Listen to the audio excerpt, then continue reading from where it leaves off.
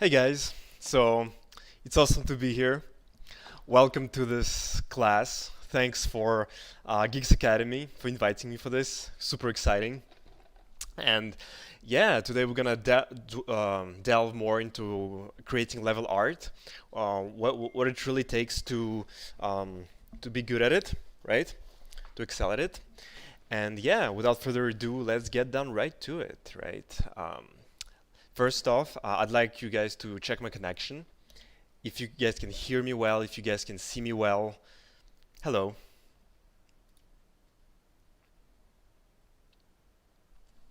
Hey guys. Um, all right. So, what are we gonna cover today? Um, we're gonna first of all, I'd like to introduce myself. Who am I? What I've been doing lately, and overall, understanding of level art, what it is, um, what it really takes to get into it, right? Then I'm gonna show you guys a demo, an Unreal demo, and let me show you guys what it's gonna be something like this, you know. Like I'm gonna show you guys a basic level to really like how to assemble it, the understanding of it, the thinking behind it, right? Then we're gonna talk about what it takes to build a portfolio, then challenging opportunities, and Q&A session, right? Where you guys will be asking me your questions and everything like this. All right, so first of all, I'd like to talk to you guys about what is level art. First of all, I'm going to talk about myself, what I've been doing lately. And so my name is Valentin Baguirov, and I've been doing level art for a very long time now. I started actually at 10 years old with Half-Life 2 maps. So I was making levels for Half-Life 2 using their Source SDK. I started in 2005. I read about these guys in a magazine and I was just fascinated that we can create levels for my favorite games, you know. We have a toolkit, everything is there. All the pieces of the puzzle are there, and we can really assemble everything that already exists in new and interesting ways. And it was very inspiring, you know, for me. I started at the time, and I was pretty much doing levels for Half-Life 2 on and off throughout my life, throughout my teenage years. I started at 10, and I worked on different mods and levels in different teams throughout my teenage years. One game that was actually released was Infra. It's also a Source Engine game. It's pretty interesting. It's an indie game, you know, released in 2016. This is my first game that I released. That we've released. So after this was done, I actually moved to college, to Ringling College of Art and Design in Florida. And, ooh, sorry. So I moved to, I was working there, just getting my game art degree, you know, really get a basic understanding of art and academic art education. This school had a heavy accent on environment art. So after I finished with it, I moved back to I moved out and I started working with Dreams in London. Um, I was working. This is my first AA production game, so I was making those assets, some of the assets. I was doing a lot of optimization, and I was really working in an environment with other people, which is I think it's super important to get like an understanding how the game companies work, and like just having a general understanding of what's going on, right? Uh, so. After this was done, I was actually approached by CD PROJEKT RED, and I joined these guys, right? I moved to Poland and I started working with them. My portfolio doesn't have any of their work yet because I work on Phantom Liberty and it's still in production right now, so we can't really show anything right now. Um, yeah, and in my free time, I've been working on mods, on Half-Life Alyx mods, on my own experiences, and prototyping different games. And yeah, it's been a lot of fun. So I really chose the professional 3D artist because I really find it fascinating, you know? Like you can really truly create something amazing and memorable for the player, like no other medium does. Like you have movies, you have all those other mediums, and there is one thing that games do that other mediums don't. Even games in real life, like board games, right? You can really create something amazing with video games because when you look at a flat screen, the person looks at it, although it's a flat screen, he can feel so immersed in it. He can really truly feel this world and have fun exploring it. And this is why I still find it amazing to this day. And of course, every day is different challenge, you know, different approach, different ideas. You know, I think I'm very grateful to be working on such projects which offer me a lot of freedom and creativity to really explore myself and to learn. It's always a learning process, you know. So I'm gonna talk about level art and why it's important to the gaming industry, because a level art is basically um, it depending on the company, but generally speaking, the role of a level artist is to use those created in advance assets to really create a scene. So you have something like this, you have an empty world, right? And you can really start putting these assets together in different ways to really create a memorable experience for the player. And this is important because you can have each individual asset, you can have the best quality of those guys. You can have the best possible looking card, the best possible looking rock, the best possible looking palm. But if you guys don't put it in a level in an interesting way, light it up well, this will not work, you know. This will just not be as good as like there is so much to do on that end, you know, to putting those assets together in compelling ways. Um, yeah, and here you guys can see I have different examples how to use different assets in different ways. All right. So for example, you start as level artist, right, and you have an empty world or like a road, right, and your task is to create something, right? And you can really try different ways. So for example, if it's a racing game, you guys can put palms and rocks in the background to create an interesting scenery, right? Or if it's an action game, right, and there is like the street is destroyed or there's like something going on there, right? And you guys can put the destroyed cars with rocks on the street, right? We can just create a lot of different things, right? And there is I want to talk about different disciplines in art because level art is just one part of everything, right? Of the production. There's level art, assets, characters, visual effects, lighting, vehicles, and materials. And I really want you guys to understand that all of this comes together. You know, level art, it's not, it's part of the bigger puzzle.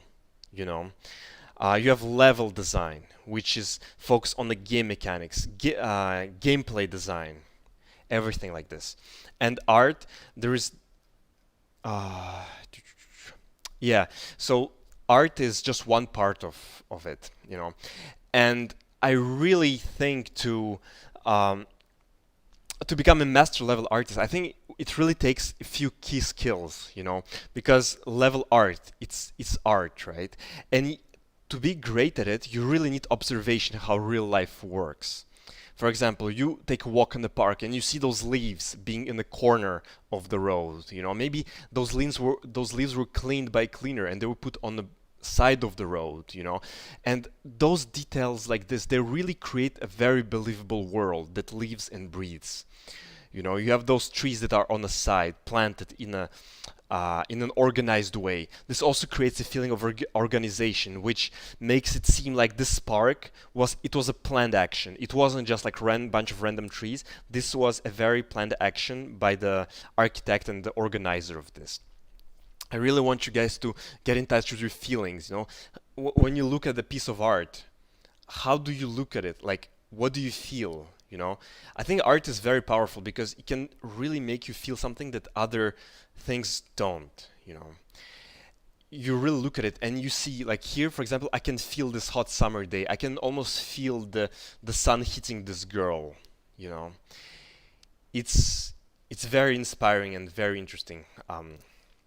what we can do, And of course, we need interest in video games, because when you create a level art, you don't think of it as a separate art piece which is only doing one thing. It's very functional. When you look like how does it work in the video game?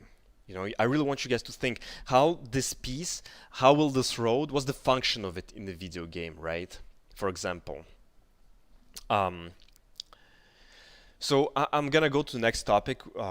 I'm gonna talk about level design, layout, lighting, composition, and storytelling. So first of all, I want you guys to think, for example, when you look at the level, what is the function of it? What's the gameplay here? Because you can have the best looking level, right? But if there is no function behind it, if there's no function, then is it really game level? Is it just a pretty picture? We want something that has strong function and also evoke feelings related to it. For example, here, I really want this construction site to seem like it's in a dream, right? I wanted to create this feeling of impermanence and to really make the players feel smart in the decision that they are making. But first and foremost, I wanted to create interesting gameplay. So for example, here, I wanted to make a sandbox, right? And I want, as the player progresses in the game, I want this player to come back to it and to this hub and to go each level higher, and to really discover something new about this place. And I really feel like this piece, in terms of shape, language, lighting, it has a function, And when I look at this, there's the clear color language also. For example, I have those blue chairs and I have those blue boxes. So it really it creates like a shape language, maybe like a color language. Maybe those things have a function also. I really want you to guys think about it, because it's one thing to create a pretty image, but it's completely another thing to create a playable game,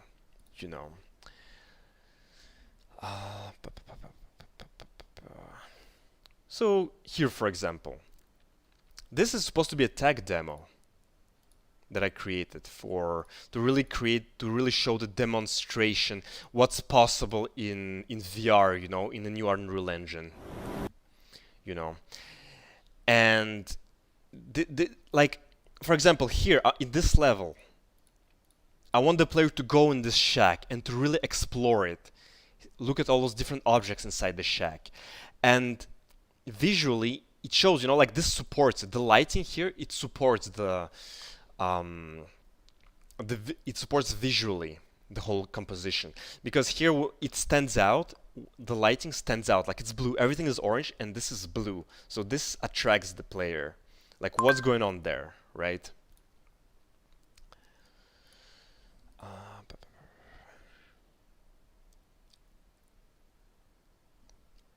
Or storytelling, right? Here you have this is a fan art of Cyberpunk. This is more of a narrative place, when I look at this, I don't see much potential for combat in this office,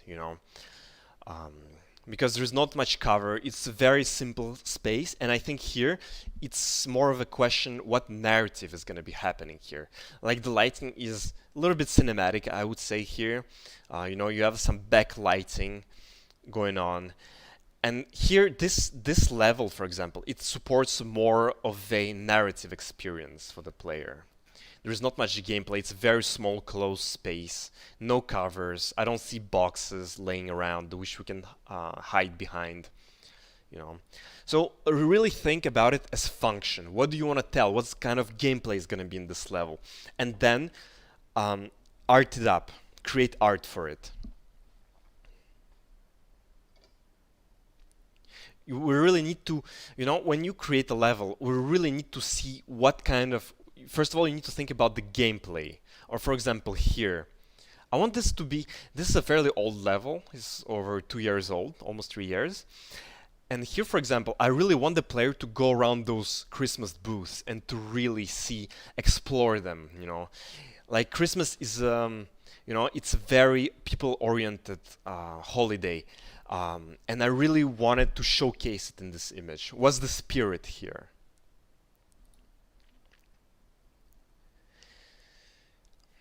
So we have different levels, types of levels. You know, I'm gonna go to my likes here.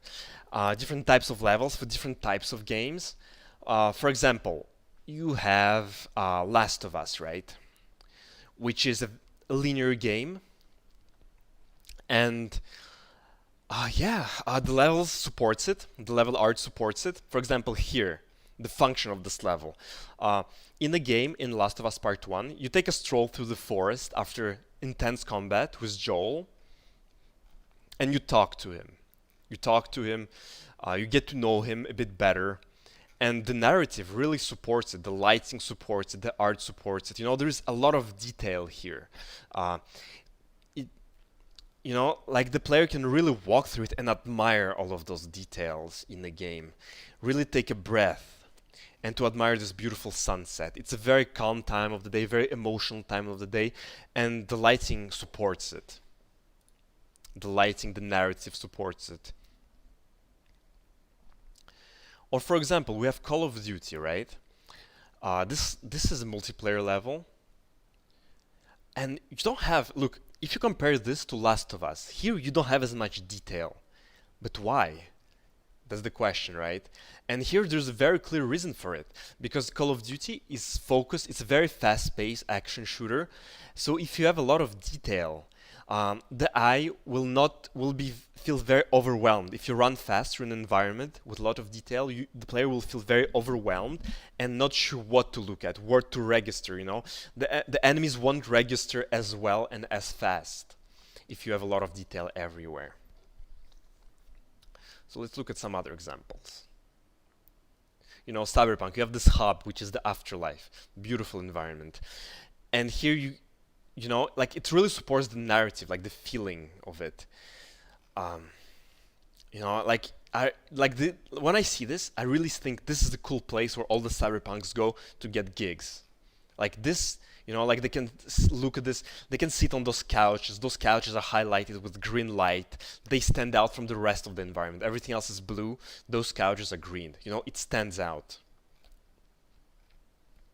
Or here by the bar, same story. It's highlighted as the green color, you know, point of interest.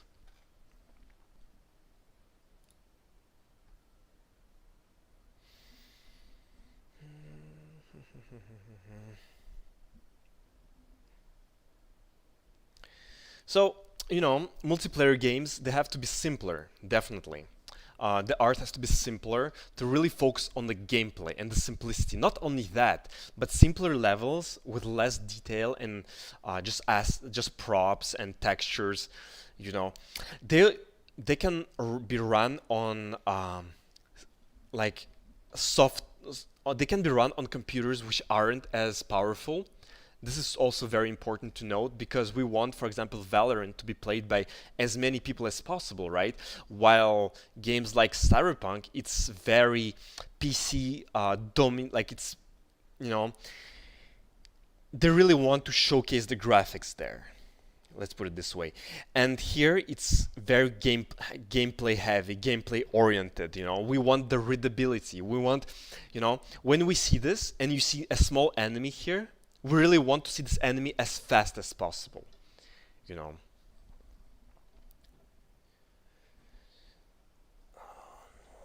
So yeah, those are different styles and techniques, and yeah, when you guys are building a portfolio, I really think, I mean, it depends on what you guys will be doing, what you guys will want to focus on. If you're doing something stylized, you know, there are tutorials and techniques to really create those stylized textures, right? Let's take a look. For example, here we have Portal, you know, beautiful texture. I think use Substance. It looks like it's Substance Designer, you know. It's perfect. It has a very like handmade, very painted feel to it, while still remaining fairly realistic, grungy, and detailed. I think the artist here stroke the perfect balance between big, grungy, and detailed, and being like this painterly and stylized feeling. you know. I really want you guys to like look into it, what you guys want to do, because there's different ways you can approach it, you know. You can either go the more stylized route, right? Let's take a look at Overwatch, for example.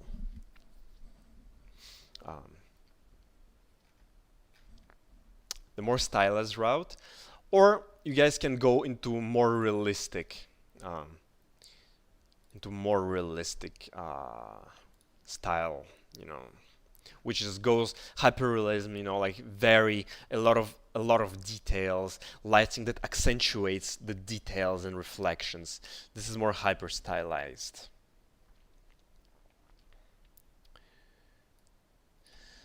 So those are the different styles, you know.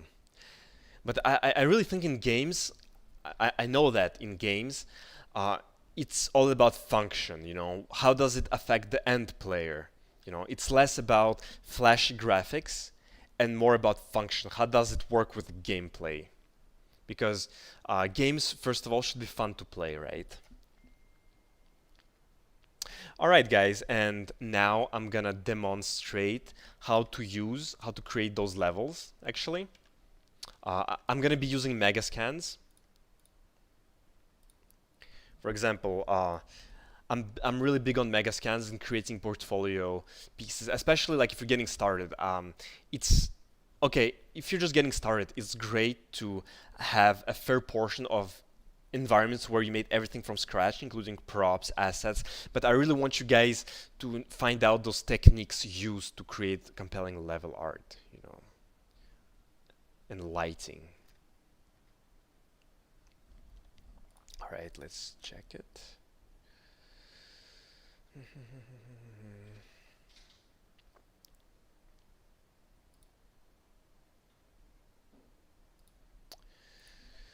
All right, let's jump right into it. I'm going to be using Megascans and lighting references.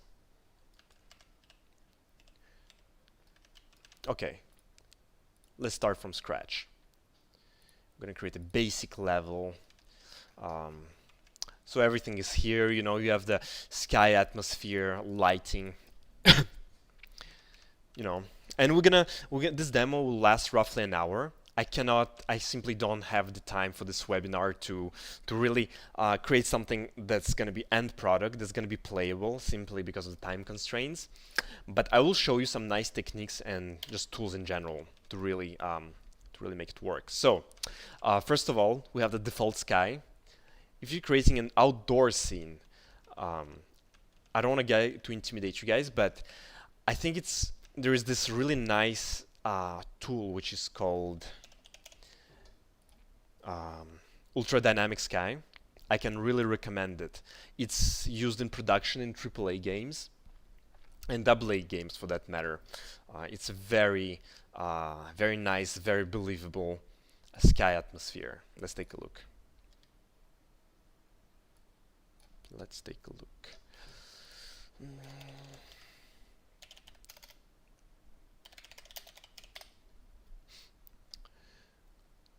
Let's see. Okay, so it's this guy. It costs roughly $40. You know, very nice volumetric clouds for all your needs. I can highly recommend it. No. All right. I already have this. So to really make it work, you guys want to type Ultra Dynamic Sky, and you need to browse for this entity. Let's try to find it. So for some reason, I'm gonna check it if I can place the actor from the color from the actor palette, but I don't think this will work. Oh, okay, perfect. So it's here. Last time I launched the Unreal, it wasn't here. So let's just drag and drop it into the level. And you see, right out of the box, look at those clouds. Right out of the box, it works. You have this amazing sky atmosphere. Okay, let's try to place a box. Cube. And we can see that this lighting, we can already see by the lighting on this box that it's overlapping, right? Because we have this lighting from the ultra dynamic sky entity actor, and we also have this from the original, from what we had in the level, the default one. So you see you're deleting it, and you already have a direction in lighting, right? You can delete this. I don't think we need this. And yeah, let's start it. Let's start looking for meshes using megascans. So this is the default Quixel bridge. We can use it by browsing. We can browse it, we can look at it, we can find it here in this panel, quickly add it to the project. And we have to press Quixel bridge, you know. And for this project, we're using Unreal 5.1. Yeah.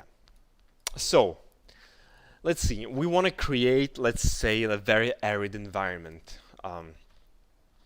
So we can put sand, rocks, right? And we can already start seeing some ground assets. So we don't want something that's more like reddish. We want something that's more neutral, right? Red rocks is a little more specific. Okay, awesome. So we have this volcanic ground or small volcanic rocks. Maybe we could try using that. Let me try to sign in. Let me sign in. Yeah.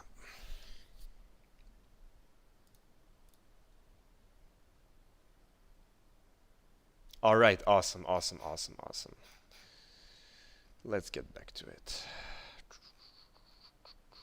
Okay, awesome, and I already have this downloaded. I want you to guys use, if you're really looking for this very high fidelity of your assets, and I would try to recommend using Nanite with Unreal Engine 5, because why not? You know, the quality that we can achieve with Nanite is very high.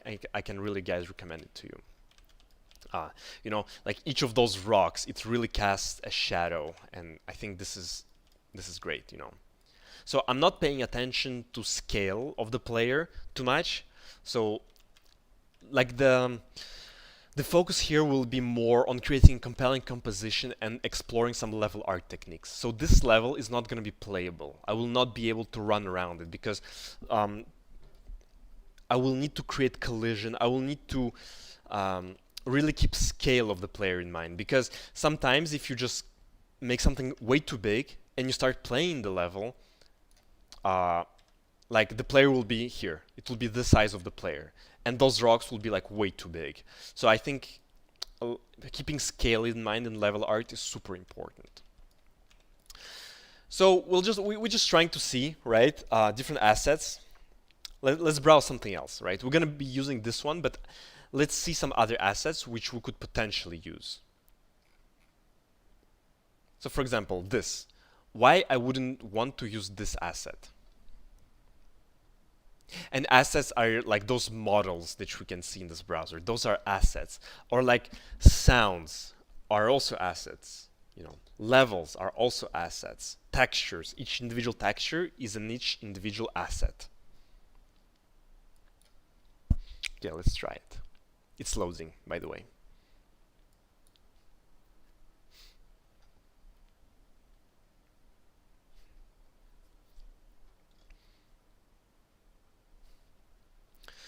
All right.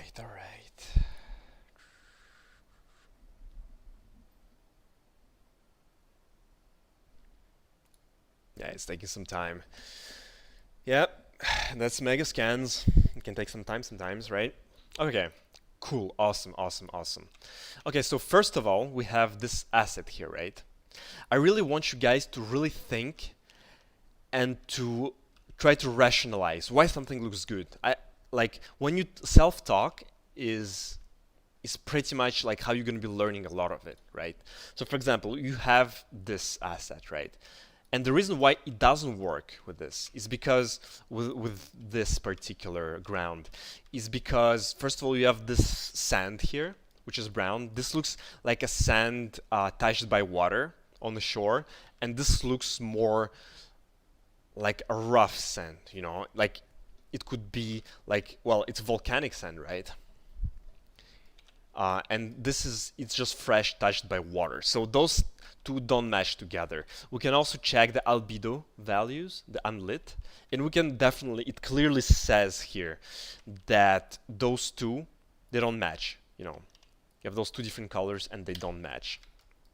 So let's try to create a scene setup. Maybe I want to create like a canyon, right? Like a little canyon. So let's try to use this cliff. From the small icon, I can tell that this cliff, it doesn't have as much detail, which is perfect, you know, because we can't have a lot of detail everywhere. And that's another problem that we see recurring in games nowadays, you know, because with the rise of increased budgets, because now games can actually have a lot more triangles in their meshes, and actually it's been noticed that a lot of games, they just use a lot of detail everywhere. And I think this is not a good thing. Detail needs to be used sparingly, and it needs to be used in place that makes sense. You know, for example, you look at the sand, or like I really want you guys to use some of those spots for your eyes to rest. So when you look at an image and you have a lot of detail in one place, you might want to use another place in the image which has less detail, and it will allow for your eye to rest. And that's what we're going to try to do now. We're going to see all of those techniques and how it's being used. So it's loading right now. All right, awesome, awesome, possum. Let's see if this cliff is something that we want to use. Okay, so let's check it. I think this sits well together, you know, this sand and this rock, it sits nice together, it works. You know, here what it's called is look development. Like you put those different assets into the scene and you really see if they work together, if they sit well together. It's super important to do something like this. Okay. So I'm trying to get a feeling here. What can we create? Okay, so it's gonna be a fairly small, maybe like a small canyon, you know, maybe like it's a dried river. And sometimes we want to rotate the meshes, especially if you're tiling them. Let's say you're repeating those meshes, right? But you can clearly tell that this sand here is the same as this sand here. So what we can do, we can actually like rotate them and use them in different ways. You see, like this is already creates something more unique looking, right? So let's delete this. Okay, so let's try to put together a small canyon. And you know, don't be afraid of scaling meshes, you know. There's this common thought in the gaming industry that we should keep the texel density always perfect, but it doesn't work like this. Texel density is pretty much how many pixels per meter squared are used. So here you can tell if you scale something too much, and you can really see the pixels of an asset, but then next to it you have another asset which is higher amount of detail here, higher pixel density. So you can clearly tell that there is a difference between this and this. And this is the easiest way to explain texel density, in my opinion. Okay, so we're going to position the camera in one place and we're going to try to make something cool, right? All right. Let's extend this ground.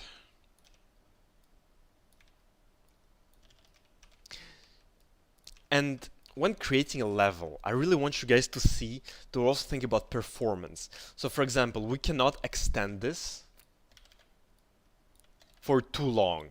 Like if this river will go like straight for 1 kilometer straight, this will not work because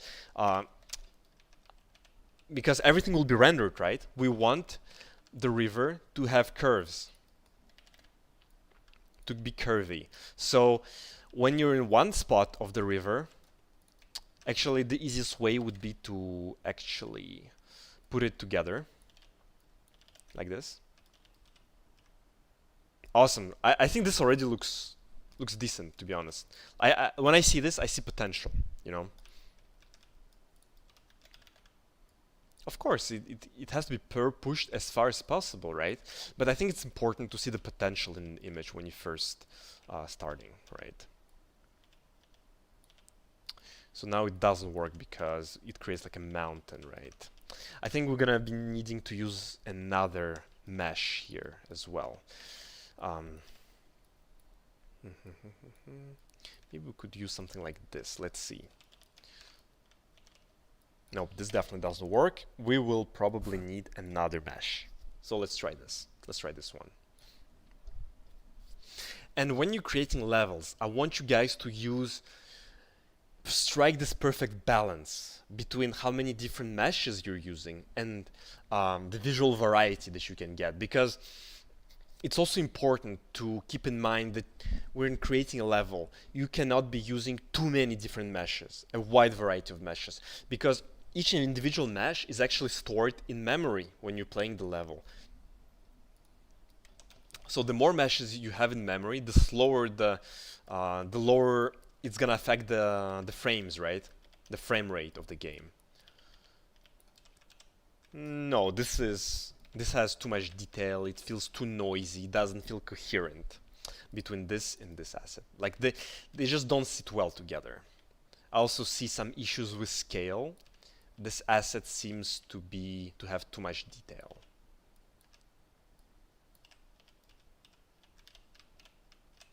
No, this doesn't create a nice flow, you know? What can be done here? I wonder. Okay, let's try to look for another asset. And you know, I think this is the beautiful things about Megascans, because we can really explore and see there is such a wide variety of assets that we can use. Okay, let's see. Okay. Let's try to find something else.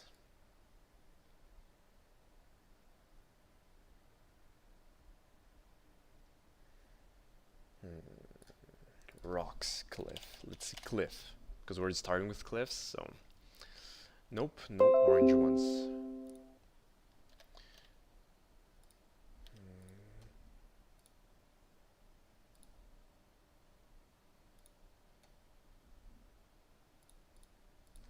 Okay. Alright, let's see what else we can have.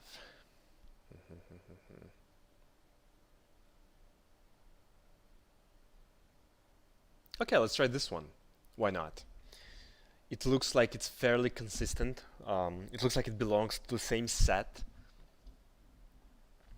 as those other rocks that we're using.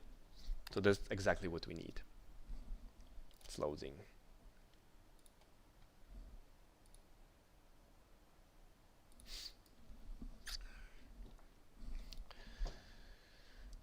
And now I'm looking at it, and I definitely think that we could use some variations in the ground. Just a little bit, just enough to keep some to increase the believability of this environment more. No, this doesn't work as well. Interesting. I can definitely see the differentiations in albedo. Interesting, interesting. Let's see what we can do with it.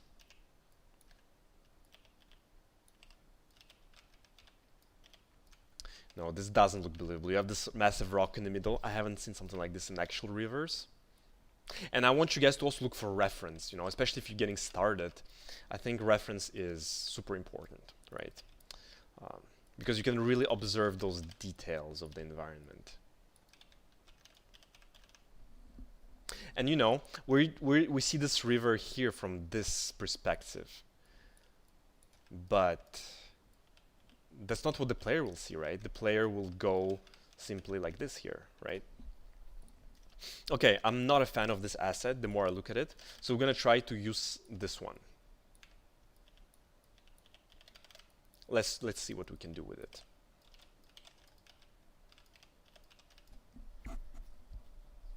And this is supposed to be more of a flat bed, like, you know, yeah, this works in my opinion. This works when I see this, you know, this works. This looks believable to me. And we're gonna continue this one.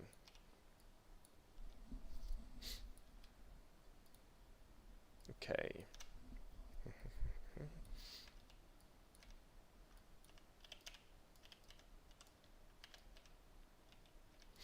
And I definitely, you know, in the center of image, sometimes it's nice to have some rest space.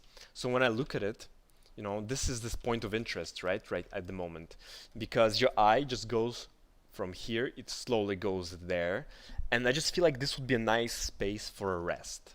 For the rest. The rest is a space where there's no detail. And the eye, you can just like look at it and there's nothing, right? It's super important to have places like this. For example, in this image, the sky is a very nice place for the eye to rest. Or this rock on the left, there's not much going on here. It's very close to the player. It's also very dark. I want you guys to understand that when you guys have a darker foreground like this, where you have shadows, it creates a stronger feeling of depth, because objects that are darker in general, they seem closer to us. The objects that have stronger, more saturated colors, our eye perceives as they are closer to us. And the objects that are lighter and fainter in colors and more desaturated, they appear to be further away from us. So if we really want to push this feeling of depth, we can do this, right? For example, here we have the shadow in the middle, on the sides, and this creates an increased sense of depth. So, okay, so let's try to play around with it, right? Oh, this looks kind of interesting.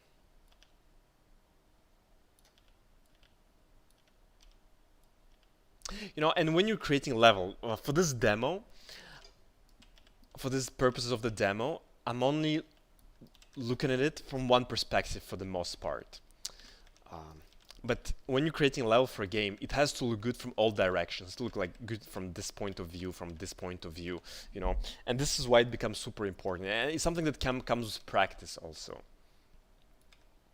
You can kind of get a feeling of when something is done.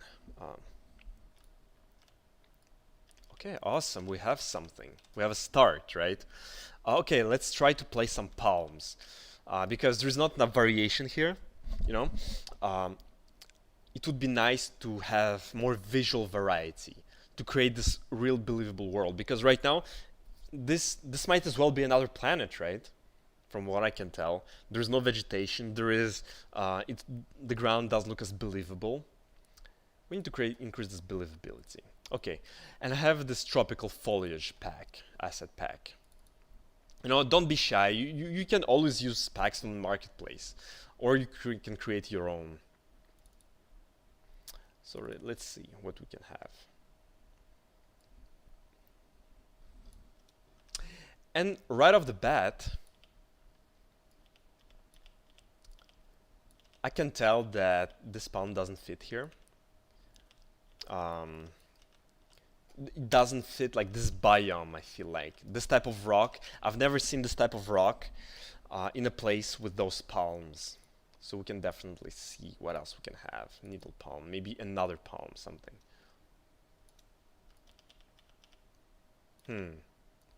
Interesting. And it's also a dry river, right? So if something is dry, it means that the palm also has to be dry, right? Let's see if we have something something that's dead or dry. I don't think we do.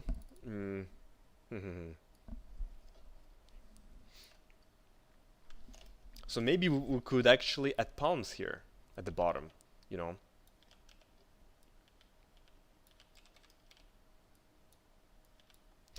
I don't think this will work. Do you know why? Because first of all, like the ground, we don't have greenery on the ground. It's a fairly dry ground. So I don't think this will necessarily work, but let's keep pushing it, you know. We already started it.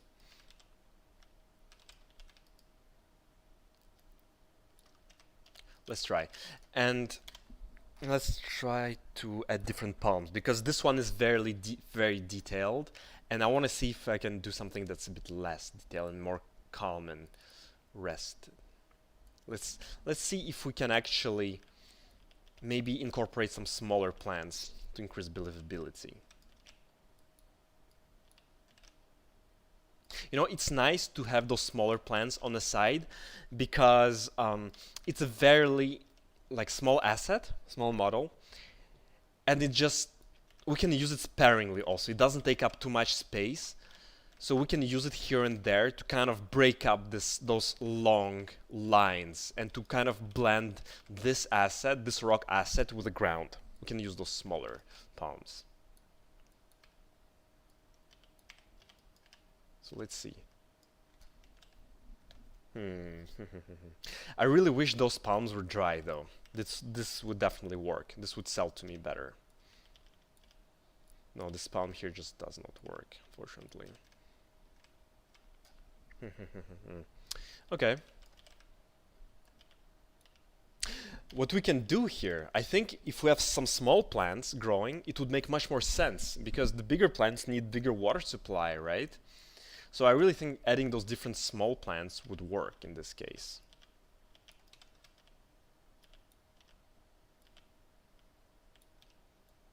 And greenery is always nice, you know. There have been studies done that humans love greenery. I love greenery too, in fact. All right, let's see some. Oh, nice. This is actually what we might need, precisely.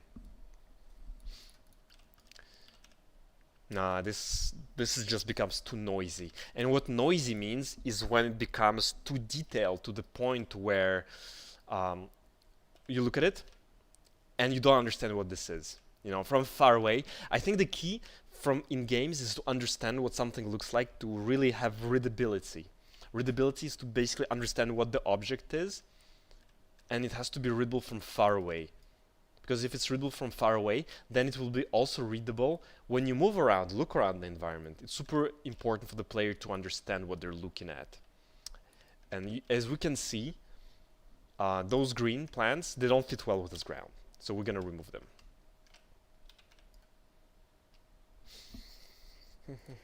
Let's see what else we have.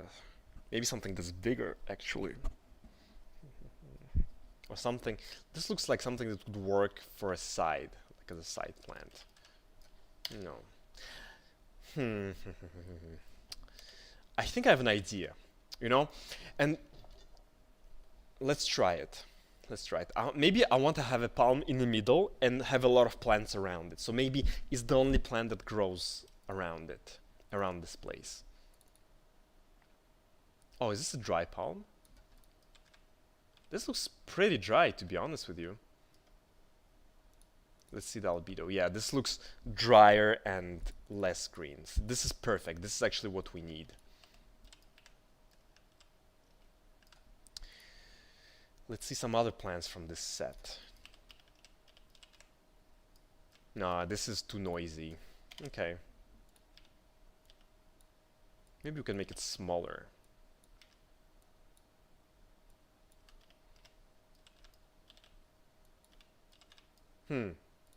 In this case, you can see that those palms don't fit with the smaller ones because you have this dry palm and then you have those green ones which are smaller. They should be dry. But I'm not sure if I like this palm, to be honest. I think it's too detailed and it becomes, it starts to rib in my eyes. You know, you kind of have this juxtaposition of everything being dead and dry and this green plant. Oh, this looks cool. There's something about it. You know, and we want to like rotate it sometimes also. Because when the asset is 90, sorry. I'm sorry guys. When an asset is 90 degrees towards the ground, I think we can always rotate it or like bend it a little bit, so it just creates more so it just becomes more believable. All right, and usually when there's a palm, there's also some shrubs at the bottom of it, right? So we can start seeing that we can really start pushing it further.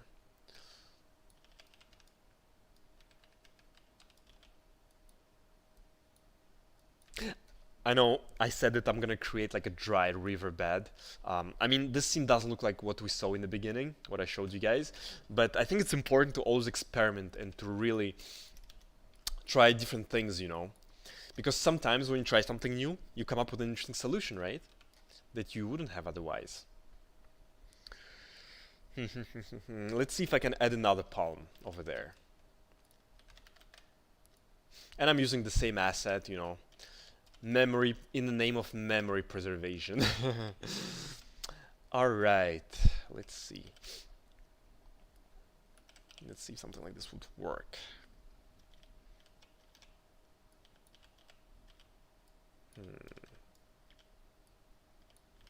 I think I want to put it right on top of it because there is a place of high contrast here. And I really want to push it a bit further and to add like just another asset, just to push it further and make it even stronger point of interest. To group it, you know. It's nice to group assets by their values. For example, you're seeing those two assets, they're close to each other. So it creates like a group, visual group. And it's nice because when you look at this image, first I see this, then I see this, then I see this, then I see this. You know, the eye just kind of travels the image in a very relaxed and like compelling way. You know, if we just put stuff everywhere, completely randomly, you know, this just doesn't work as well, right? I'm sorry guys, I need to sneeze. Sorry. And also, what it also creates, you have those visual blockers. Those two guys are actually visual blockers. It means that the path has to, first of all, in the game, the path has to be clear for the player. So we don't want any interruptions on the way. And when we look at it, it actually stops the eye here on the path. And we don't want that. We want the path to be very evident and very easy to understand and to read. So it kind of has to be removed. So we're gonna go here and we're gonna duplicate this guy. Rotate it. No, this is just not believable. I think what we need right now is to actually work on the ground a little bit. So what we can do, because you see like those edges of the ground, they're very like straight, you know, and sometimes it's nice to add like a skirt. A skirt is a mesh that kind of blends the edges, you know, of geometry. Here we have some nice variation already. Let's see. And those could be rocks, those... Huh, interesting. And I can really add a plant here also. It will increase believability, because if it's just a straight edge here, you know, it doesn't work as well. You know, you add a plant, you add a prop here to really kind of make it more believable, you know, like you just create this another layer of believability. And we can definitely tell that this image is becoming very loaded in detail, and I'm not sure if I like it. And that's the problem. One of the problems with mega scans, in my opinion, is that those assets are very high in detail, you know. So let's save it. Okay. All right, let's save it. And always, guys, save your work, because we just don't know what can happen. So the next step, I don't think, normally I would add like a backdrop, like mountains, but I don't think this is necessary here. We see everything that we need to see for gameplay purposes.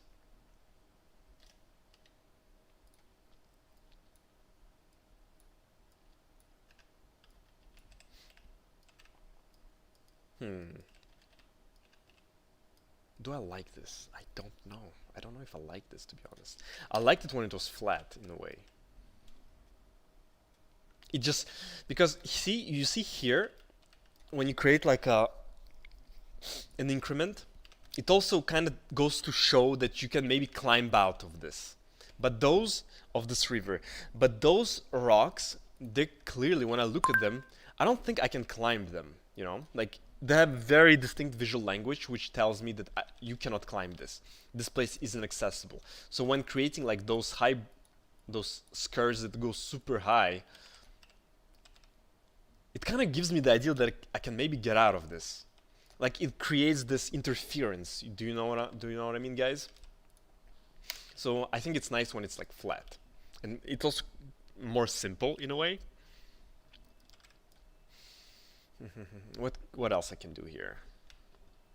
I think we can start working on the lighting slowly but surely. So for lighting, I want you guys to think. First of all, what's the gameplay here? I like from my side, I think this looks good enough, but let's try to push the lighting. For lighting, I like using cinematic reference. So we have different sites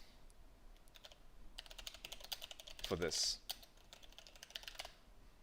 We have different sites. Of course, you can search your favorite movies, but I think a great site for this would be Shot Deck. Let's check it out. And here you can really see different shots and different from different movies. So for example, for Euphoria, let's go back to my portfolio real quick and just to analyze it. You know, I really wanted to create lighting for this project that's kind of like Euphoria-like, you know. I really wanted for this project to, sorry for this interference, I really want you guys to understand like this website and how it works. So for this project in particular, I wanted to create something that's different, that's completely different. Using Half-Life Alyx assets, I wanted to create a new art direction and lighting direction. So, for example, you can look for lighting in Euphoria, right? And clearly tells you what color palette these guys are using. I want you guys to create a mood board for your level. All right, with different pictures and what you guys want to achieve with this lighting, right? And it has all the information here, everything. You know, so let's see. So for this level in particular, I used like this lighting, for example, a reference. You know. Okay, so let's get back to our palms and rivers, right? Oh, and you can see that the lighting is also changing here based on the position of clouds, and yeah, so it can change a little bit. And now I'm starting to see that this line here is very harsh. It's actually not so believable anymore to me. So we can try to play with this lighting just to see what we have in store in general. So let's go to detail panel of ultra dynamic sky. And let's try to set manually position sun target. Because by default, you have a slider which is time of the day, which respects the time of the day. But if you check this, manually position sun target, you will be able to select the sun and to actually like go crazy with it. Do what you want it to do.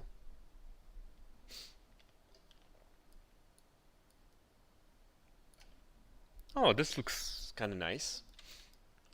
But we don't have a clear emotion, what we want to tell with it. So, let's try desert, for example. Or dune. Let's try dune as lighting reference.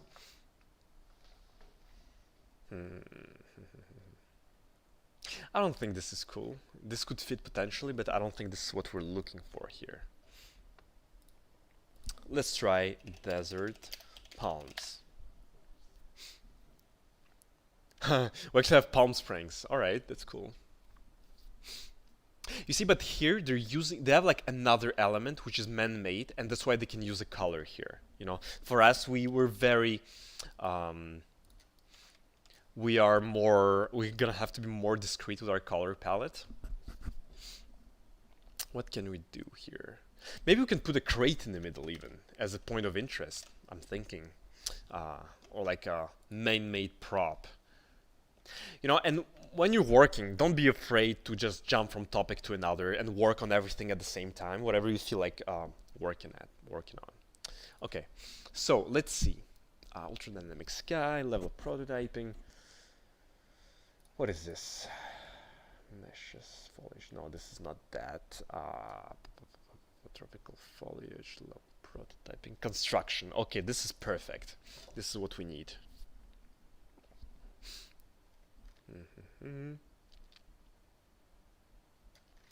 What can we put here? Maybe like a crate, even. Nah, this does not work. First of all, like this prop does not stand out. You know, it doesn't stand out in the color. It's just in the middle, and it doesn't make sense. It feels a bit accidental. You know. You know, and when I do this, I'm just playing around. You know, I'm exploring. You know. No, this feels a little random. What if it's in the background? What then?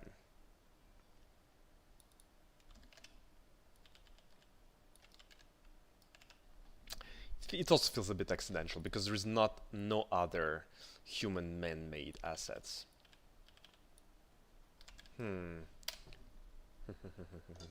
But it does add visual interest though. Maybe we could add a barrel.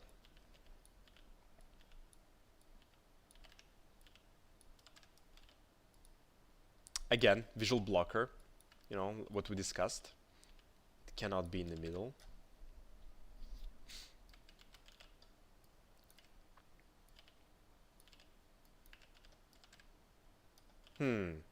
Now it's too punchy and it's it's like it creates a lot of generates a lot of visual interest and makes it stand out in a way, but I don't want that. I don't want that. I don't want the riverbed to be and it's also blue color, which I don't really think fits here. Oh, I have an idea actually. So maybe create something like this. This is actually a cool gameplay idea.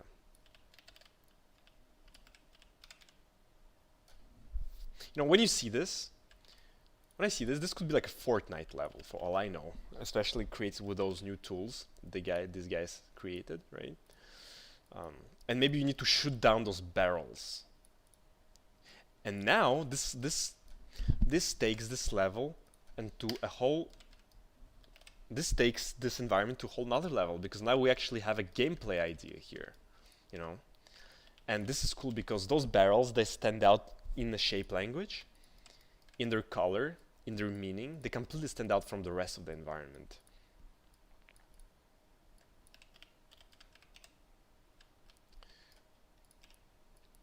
You know, and just to make it more believable, we're gonna make it more like this. I'm not sure if I like it. No, this looks like it's about to fall. This is not cool. This is not cool. Maybe we can put it a little further to kind of encourage the player to come closer to it. And now we can see another issue, and that issue is that actually this area of the image, I'm starting to see that it's very attention grabby. Like my point of interest is here, and then you have those barrels, which is supposed to be the point of interest of this image actually. So maybe if we move it here, maybe that's gonna work better. Let's try it. No, this just does not work. This does not work.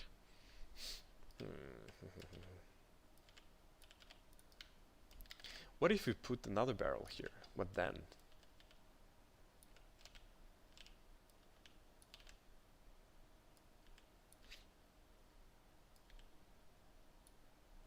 All right.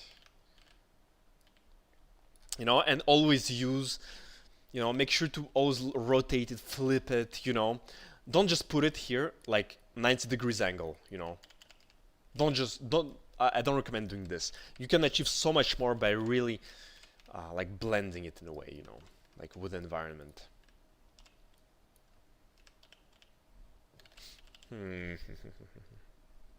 What if we put this down a little bit? All right, I like this more. You know, and this is an environment with a gameplay in mind, which is something that's actually much better than just image, just a pretty image.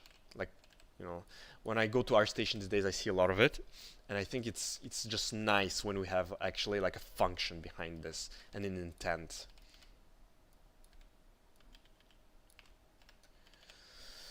I don't like it. I don't like it. I don't like it. Let's save. Let's try to use this extra mesh to blend those between those two ground and rock meshes. Let's see what can be achieved.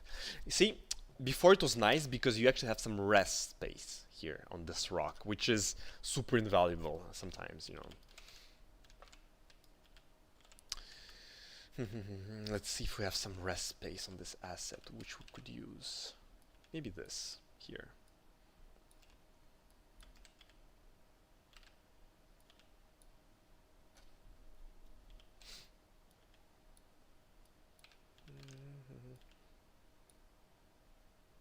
Alright, this is actually kind of cool, to be honest with you. Because this creates like a step, like a staircase.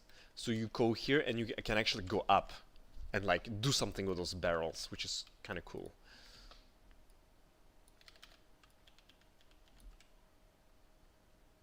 But this also removes from the believability of what we're doing all this time, which is to create a river, right?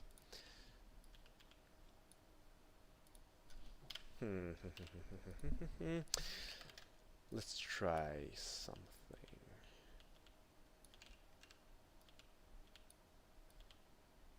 You know, it's all about playing, experimenting. You know, it's always a learning process. You know, self-discovery. Okay, I'm kind of satisfied with it.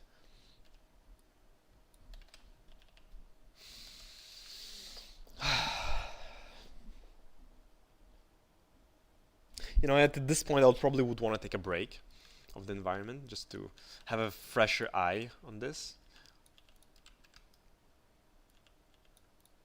And I really want you guys to like connect those meshes, like make them so like they follow the ground or they look believable, because sometimes even you can have a small intersection like this, which you think doesn't matter, but trust me, it does, because you look at it from here, and something is wrong.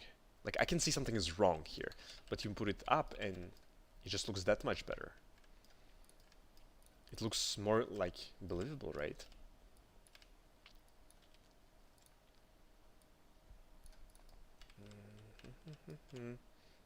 I think it's really time for us to tackle some lighting, to be honest with you. You see, I'm not very satisfied with it, simply because how much detail is in this part of the image. Yeah, that's pretty much the issue with Megascans, to be honest with you. What we can do, maybe we have a tarp, you know. Tarps are great because they can be used as denoising. We can tarp. Let's see if there's a tarp actually. Cool, and we have some good old crates, right? We could maybe use. Alright, let's try this tarp. Maybe if we put it on top of this sand, maybe it's gonna denoise it a little bit, which is something that we're looking for. But at the same time, tarps are very hard to get believable, especially on terrain, because they need to follow the terrain, right?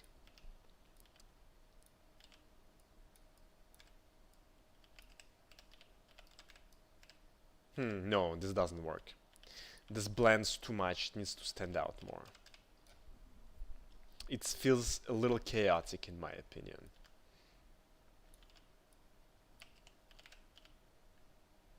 Nope. We can see the albedo values are kind of getting a little muddy, especially in the lit mode.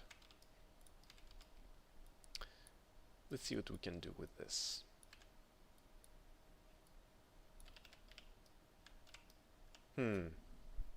No, this looks a bit weird. Why would this star be there? Alright, let's tackle on lighting then. Let's tackle on some lighting. Let's see what we can do. Maybe we want like a game. right? Let's try some different keywords. Game, desert.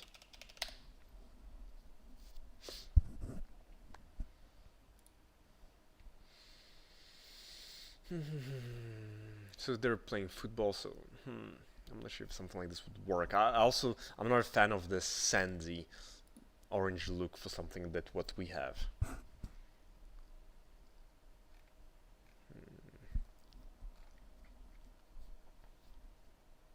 How about this? Okay, let's try to do this lighting, right? Bunch of kids playing. Maybe we could also have kids that are playing this game, right? In the desert. Right? Could be something interesting. We can see that it's more darker. Okay, let's try to replicate this lighting and this color palette. Let's try it. Let me check the chat.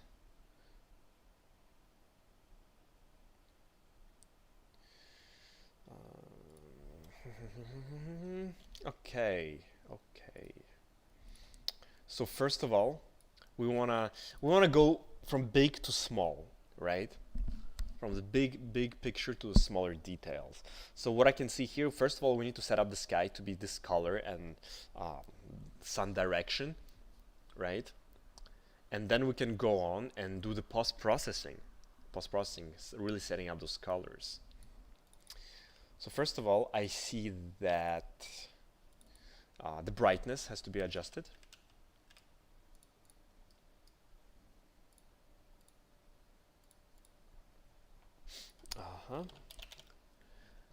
Brightness.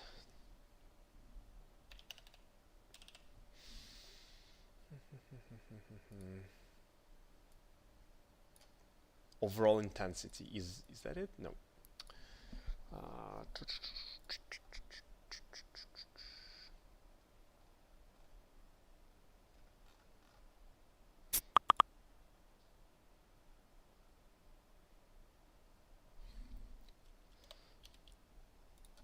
Okay, guys, let me check. Okay, guys, like I'm seeing you guys have questions in the chat. Let me check them out.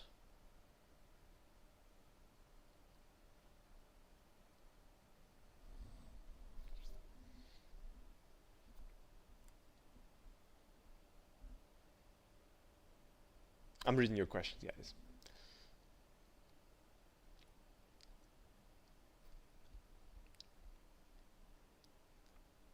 Yeah, guys, this is the live stream actually. I will be responding to all your questions when the time comes, at the right time. We're gonna have this at the end, towards the end of the live stream, and I'll be answering all of you guys' questions. Anything, yeah. Anything that you guys have, any of your doubts.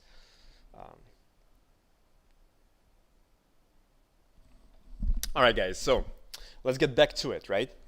We need to set the brightness of this.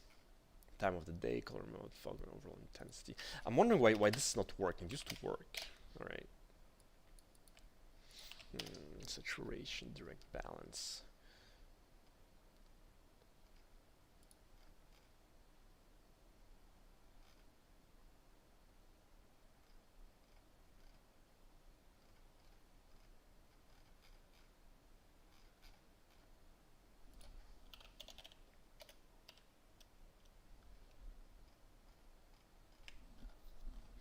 Okay, so what we can do right now, we can actually start adjusting it in the post-process settings, right? But I really want to see this.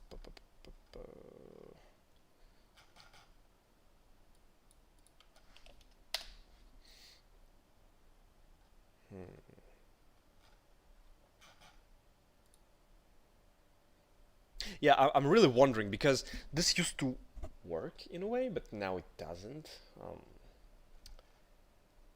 Okay, tell you what, it's not gonna be perfect, but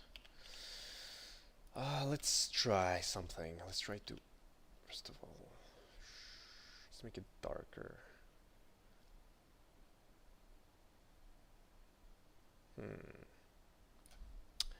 Let's try to put a post-process volume here. We go to the place actors tab and type post-processing. Just drag and drop it, works right out of the box. You can put it somewhere here in the level, and we will set it to unbound. Because post-process volumes are great. You can use them for different areas of the map. For example, you have this box, right? And when you're in one part of the level, you can have very specific color grading or contrast brightness in this level, in this part of the level. Then you have another part of the level when you come to those barrels, for example, and everything could turn blue, right? Or like the bloom or the brightness can turn up, right? Or for example, when you shoot those barrels, maybe everything becomes super contrasty and bright, right? Or sharp, right? And we can really do something with it, right? All right, so let's set the brightness for this.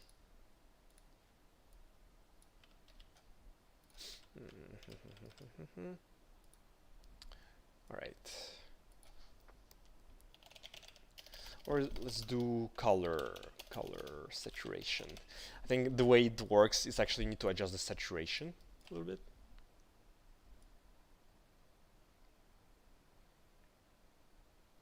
To really pick up the hue, you know. All right, how are we doing on time?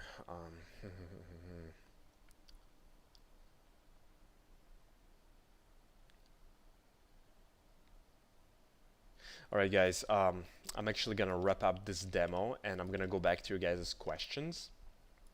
But I think we've... All right. Let's get back to it.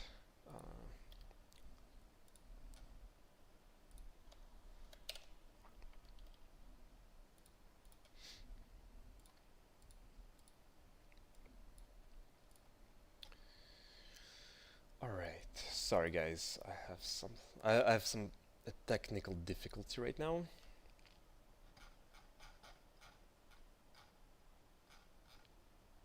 Give me a moment, please.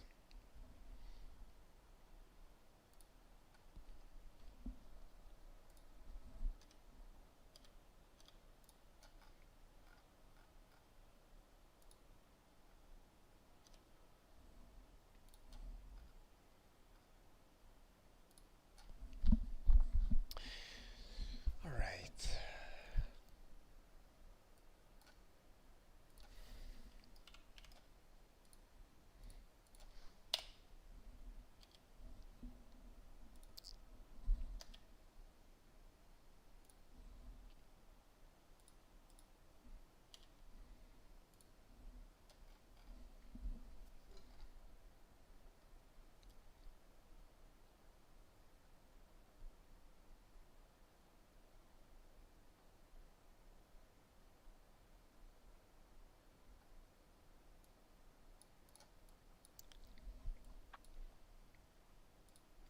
All right, guys, we are back. Sorry, I had a little technical difficulty. All right, so let's get back right to our portfolio, and to discuss really some of the other basics of level art. So I really want you to guys discuss to really think about levels as modular pieces, right? As modular pieces, and modular means what can we reuse? Because those levels, first, you want to reuse as many assets as possible. So for example, this wall piece has a window, right? And this wall piece is reused. It's pretty much this is pretty much copied over and tiled all over the place. Those windows are repeated. Those columns are modular pieces. And I really want you guys to think this workflow increases speed by a significant amount. So you can really drag and drop it in a level, copy it over, just copy, and that's it, you have a level, right? You can assemble a scene like this in a matter of an hour if you have all of the assets ready for you. And the beautiful thing about it, so let's say you put this column in a level already, in a block out or like a draft state, right? And you can really re-import it later on. You can put it all in a level, see how the composition works, like I did here. You can see I imported those pieces early on, and I continued to work on them throughout the production of this environment. So then I just re-import them, and they all have those textures done, right? I create those textures, I UV map it, and I simply re-import it, and it all works in a level. It all, well, comes together in a much faster way. It also optimizes the performance because we're reusing the same assets over. So it's not like a new asset in the memory. It's the same asset that's been reused, and it doesn't take up any more memory space. What it does take out is the triangle count and the draw call count, which is how many assets we have on screen actually. So let's talk about having a strong portfolio to showcase level art skills. I really believe if you're just getting started in the industry, I was always of this belief. There is two different school of thought for this. I have my own, which worked for me. And I think so one school of thought is to have as few pieces of portfolio as possible and to polish them very well. I'm a big believer that especially when you're getting started, sometimes you don't know how much further you can push an environment. So let's say you create something like this. I created this level in one day using Megascans. And, I would do a lot of things differently right now. But I just got it out of the door, I finished it up and shipped it, right? Put it on ArtStation. And yeah, and I'm just a fan of having a lot of environments on ArtStation. A wide variety of environments to really showcase that you can do different types of jobs with different lightings, different assets. I think it's super important to showcase something like this. It's gonna make you much more employable rather than only creating grungy or like only interiors or just being very like specific. I think it's very nice to have a big range of environments. And to really make it like eye-catching, right? Another thing is I would recommend organizing it like in a nice way to really make it compelling, not just like randomly put it. Like I really organize my portfolio in a way it looks better than it would if I just randomly put those works in a random arranged manner. And when I was first getting started with those works, I really wanted to have this wow effect, So you look at this and you're like, wow, like what's going on inside of this door, right? I really wanted to have this strong effect on the viewer. And I went from this to pivoting more towards being gameplay oriented and how can my art support gameplay? So it was quite a journey for me.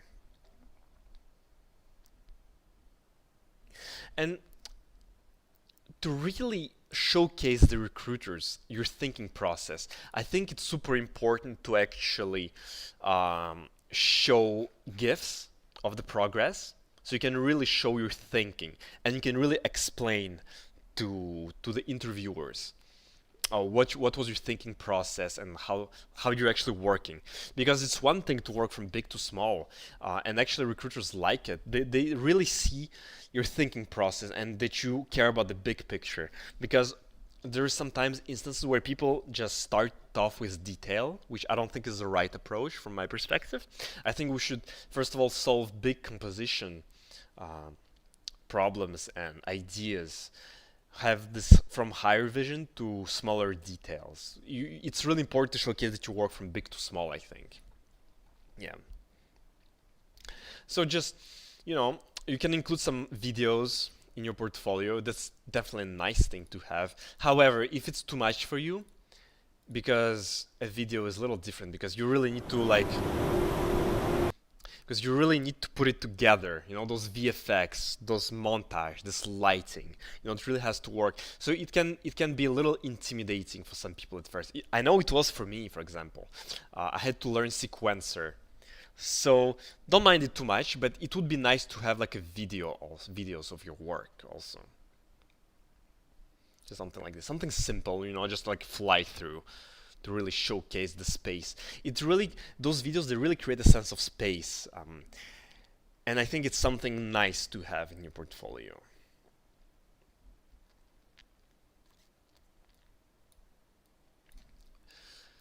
So, uh, yeah, when choosing your path as level artist, there's different paths available in general in industry. So there is this expert path or principal environment artist path, or there is the more managerial path. So once you become senior, which can take 2 3 years, sometimes longer, 4 years, you can really get to choose what you can do later. You either choose managerial path, which is less hands-on work and more managing people, scheduling, and really see how to get through the valley of this game development. How to plan the work, feedbacking, inspiring other people to do better, team building, being there for your people. And you have this expert path, which is a very in-depth understanding and also a very hands-on work. So you're actually focusing on creating content for the game. And I really don't want you guys to think that, yeah, I chose environment art, that's why I'm gonna be doing it for many, many years, which is hopefully the case. But you can also move around. You can switch to game design, motion design, lighting. It's not uncommon for people to be switching disciplines, for different reasons. Maybe they're bored. Maybe they're trying to get a different perspective on gaming, right? And so let's discuss how much a level artist can make, right? It's a tricky topic, right? Because different locations, you will be earning different amounts of money. And for this, there's actually a very useful spreadsheet for this. We can actually see how much people are making. If you know Experience Points, it's a very nice Discord server.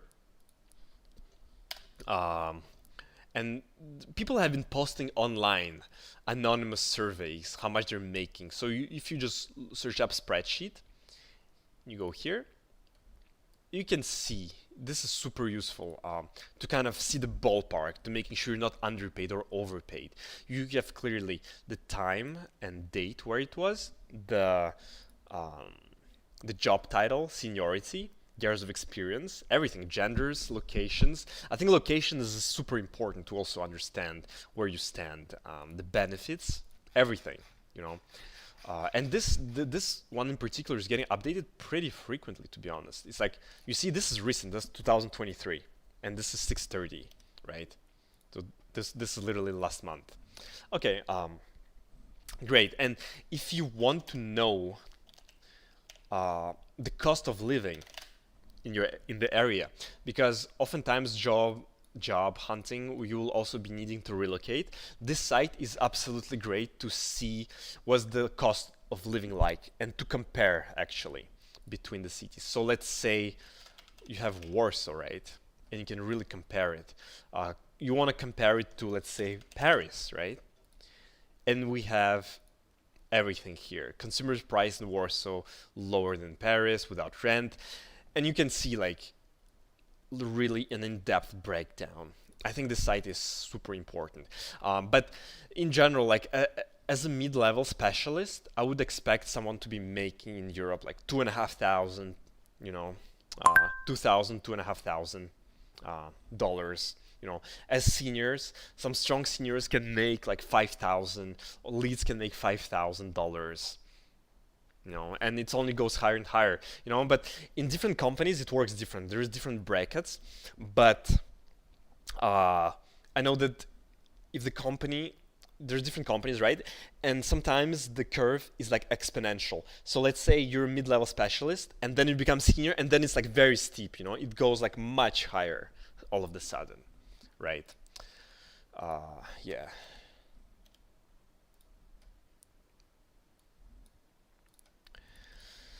All right.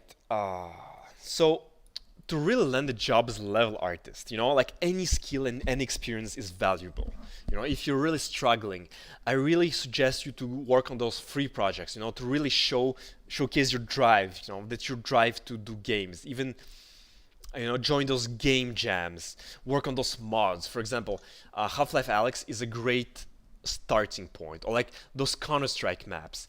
I really want you to guys see those mods.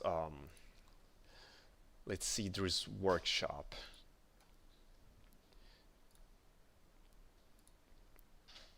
You know, and you have all of those different mods that you guys can see and play. It's super interesting to get players' feedback. You know, and you can get to work in teams on those mods, which is super invaluable to really work together on this. It can provide amazing experience, or work on those indie games, you know, those freelance projects, right? Take any experience. Recruiters take any and all experience seriously, especially if you're getting started. You know, it's nice to have a portfolio, but it's even better if you have a solid portfolio and some experience to back it up, some indie game experience. You know, it's cool. And we're going to discuss building relationships and really navigating the job market, finding job opportunities in the gaming industry. I think for this, you know, I just wanted to touch this topic because I know that not many people are doing this.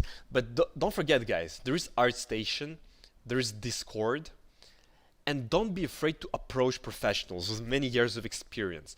Don't be afraid of that. You know, you can always message them on ArtStation, right? You can always message them and ask them for feedback. Just let's say go somewhere like, I don't know, like this guy, right? And you can just like message him, send him a message and ask him, what do you think of my work, right? I like your work. What do you think of mine? Could you please give me some tips? This is a great way to actually get good feedback from professionals. Or posting your work on Discord, right? There's many communities. So experience points is very nice to get feedback. But it's also important to understand people will start giving feedback when they see like potential in your work. So let's say something is nice, you know, like everyone will be like praising it, you know. Or if you're just getting started, I think this is a very critical place to be, you know. You can really connect with different professionals here and just jump in chat and just like talk to them. Or even LinkedIn, you know. There's LinkedIn. I think LinkedIn is great to really connect with professionals, you know. Don't be afraid to reach out to recruiters, message them, be proactive, you know, apply to jobs. So LinkedIn is great, ArtStation is great. Also Twitter. Twitter is absolutely invaluable. You can really see what's going on in the gaming field. You know, people talking about different trends, different happenings. You know, it's such a nice place to connect, and you can always talk to everyone. Everyone is usually super friendly and approachable. Um, yeah.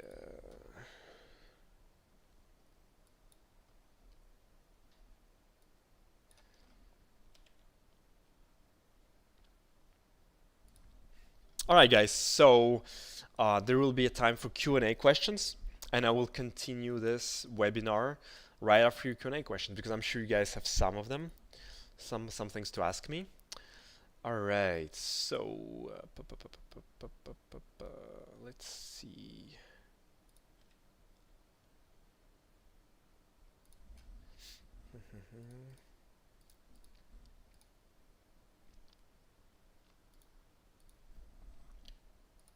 All right, let's see some of your questions. All right, I'm reading through.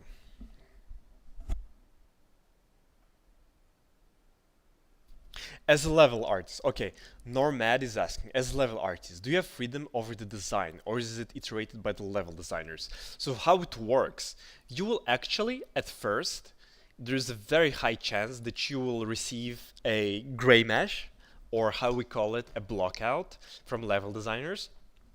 And then you'll be able to really create art for it.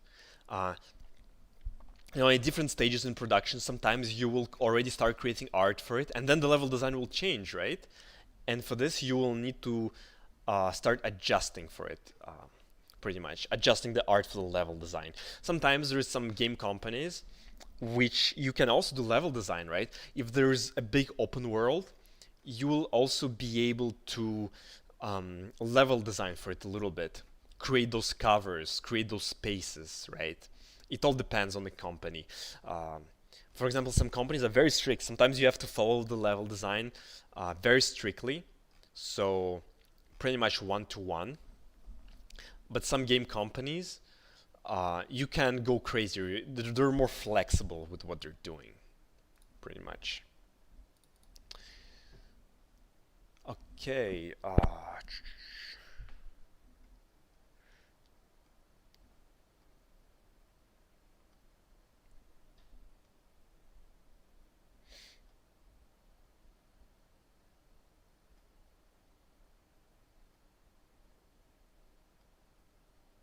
How would you go about low poly asset creation in Blender or any 3D software? So this masterclass does not cover each individual asset creation.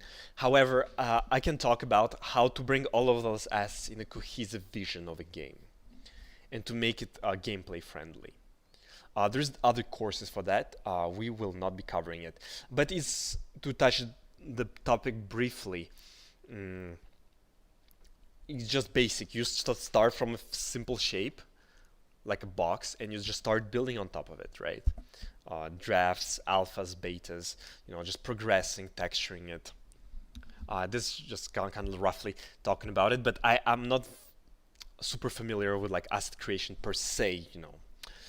All right, Tiny IBM. What's going to be next step after we have? Okay. This is not a question.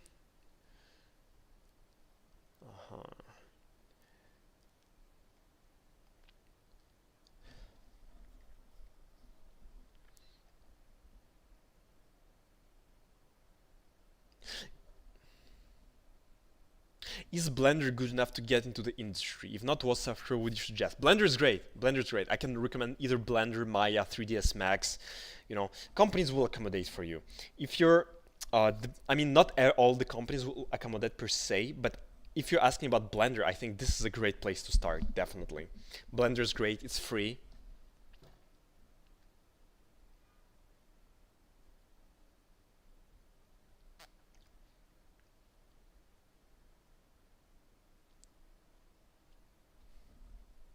All right, guys. So if there's no more other questions, I will be moving on to the next part of the presentation.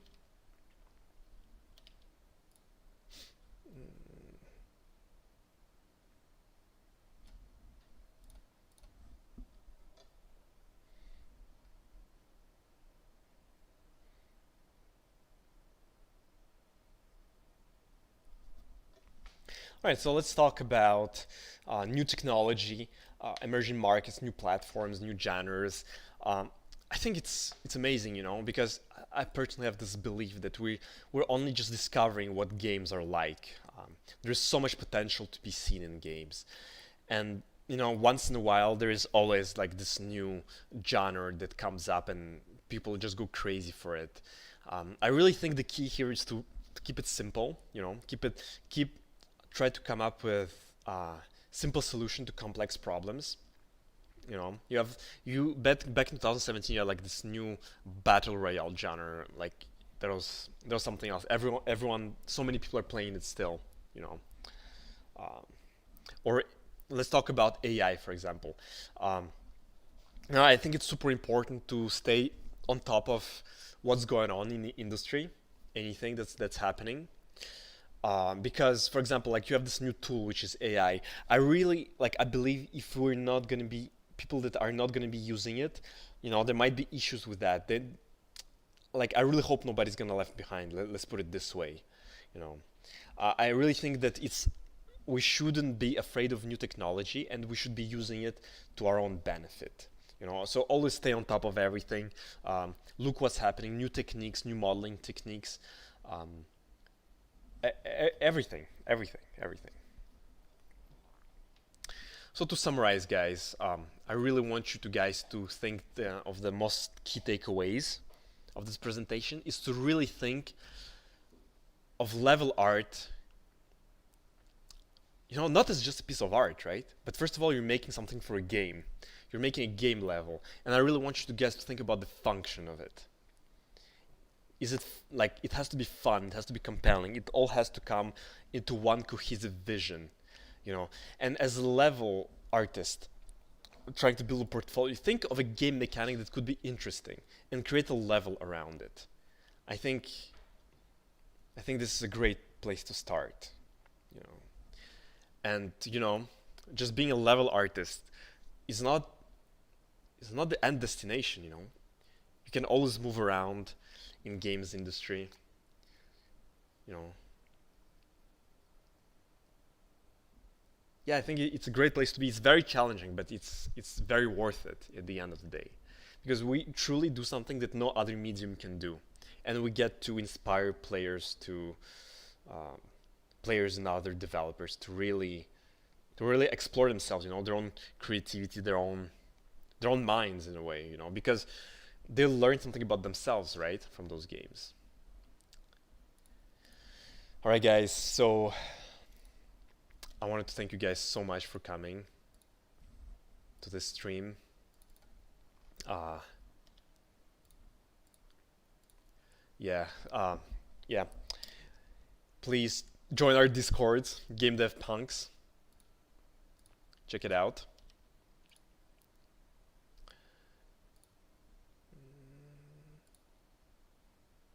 All right, so no questions here. All right, very cool, very cool. Join our Discord. We're gonna be having some discussions here.